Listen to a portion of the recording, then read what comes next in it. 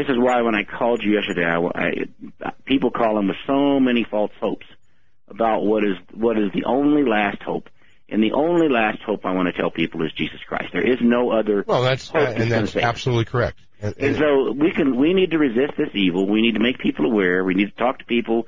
We need to support your program and the station. We need to do what we can. But let's have no delusions that kind of a corrupt system is going to be turned around, because people, Michael, have been planning this for America since day one. You bet. You take care. Yeah, you too, Clyde. Thank you for your call. Bye-bye. Okay, we are going to take the break real quick. Brad and Loveland, stay put.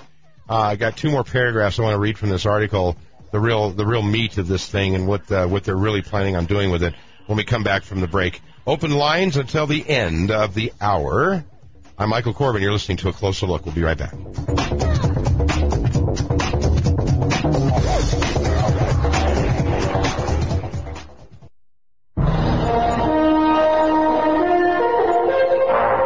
Thursday, November 3rd will be a special day here at A Closer Look. Over the past 480-plus shows, we've... A Closer Look. Again, lines are open. We're going to take calls right up to the end of the program today. 877-424-4111, 877-424-4111 if you're calling from outside the Denver metro calling area. Inside the Denver metro calling area, 303-423-0188. And before I go to Brad real quick, let me just finish this article. Again, I'm reading an article that was in Fox News. October 26th, Yuri Kugiyama is the writer of it. He's talking about his own personal experience with Nippon Telephone and Telegraph, or whatever it was, company in Japan. And this is the real meat. Timothy Hillar, assistant professor at the Washington University School of Medicine in St. Louis, believes finding the right way to deliver an electromagnetic field to the ear at a distance could turn the technology into a weapon for situations where, quote, killing isn't the best solution, end quote. He says this would be the most logical situation for a non-lethal weapon that presumably would make your opponent dizzy. If you find just the right frequency, energy, duration of application, you would hope to find something that doesn't permanently injure someone, but would allow you to make someone temporarily off balance. Well, indeed, a small defense contractor, read that, okay? Indeed, a small defense contractor in Texas, Invocon Incorporated, is exploring whether precisely tuned electromagnetic pulses could be safely fired into people's ears to temporarily subdue them. Isn't that wonderful? You know, temporarily subdue them. Oh, boy. It's like being in a bad science fiction movie. Let's go to Brad in, let's see, where are you? Brad Loveland. Good afternoon. You're on the air. I'm well, thank you. Good. You were talking earlier on your program about control of the media and so forth. Right. I want to mention a headline in today's Reporter Herald that says, Cheney daughter gets job at AOL. I found that rather interesting. Is that the lesbian daughter? Yes, it is. Uh-huh. Okay. Her functions, I guess, will include core functions, search engines, and so forth. And due to privacy company issues, they don't mention her salary or when she'll start or which plant she'll start at. But I thought that was interesting, to say the least. Absolutely. But, here's the thing. The Internet is a wonderful thing, but I really do suspect, and again, have you ever heard of digital rights management? No, I have not. Okay. Digital rights management is a concept, and I've been meaning to do a show on it for a couple of years, and I've just never been able to get to it. But herein lies the problem. They're making all kinds of analog things go away. Radio, for example, it's broadcast over analog signal over the air, and that's how you get it. Television, radio, etc., things like that. Everything's going digital, which is a whole different animal. And in digital technology, you can have encryption.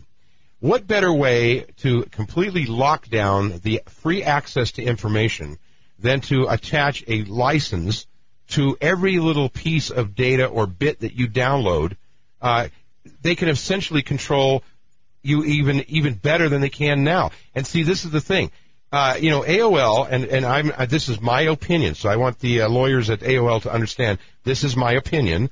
I've always heard rumors that AOL was a creature of the CIA in Alexandria, Virginia, and that ultimately, where they're going to go with this is because you watch how these companies move. These companies are moving into into the age of digital technology, and they're big, they're consolidating, they're buying up the small guy, and I think that it's interesting that Cheney's daughter got a job there. I thought it was very illuminating, to say the least. Absolutely. They kind of like to keep it in the family, and so I thought this might be on the front page. It's on the second page, and it's a very short article. There's only 3 columns, 2 inches long each, and that's all it says. Well, that's it. That is very interesting. It doesn't surprise me, but it should be, I think, an alarming thing, because once again, we're seeing all kinds of strange machinations and movements on our political scene and how it relates. I mean, hey, Reagan was the beginning. Reagan was the guy that kicked off the ball into motion and introduced corporate fascism. We're privatizing the government. We're giving it to Halliburton. We're giving it to Choice Point and all these technological companies, these defense contractors, who, of course, share among their CEOs, interlocking groups and guys that walk back and forth between different doors, wearing different hats. They wear the military hat, then they're wearing the corporate hat. It's like one big orgy. Mm-hmm. And I think ultimately, again, where it goes is they want to lock down our ability to call them on their game. Well, I think I'm going to go back to 2 Dixie cups and a string and watch my string. Well, you know what? As long as you can keep, I'm not saying that digital is a bad thing, but I think we should really kind of take a really long, hard look at what it can do, and make sure that we don't do away with some of the older technologies. I mean, I had a guy point out to me one time. We're about out of time. I just want to bring this up real quick. I had a guy point out to me one time.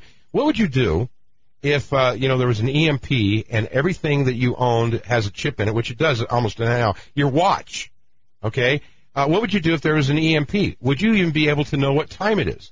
We have gotten rid of all of the so-called archaic technology that we used to rely on, and I think that should be something that people should consider. You know what I'm saying? I looked into recently the GPS instrumentation. Yeah. And thought to myself, I'd be a little smarter if I tried to navigate celestially by the stars. Yeah. And a compass. That way I would never need a battery. Right, or a sextant. Yeah, I could never be shut down. Yeah.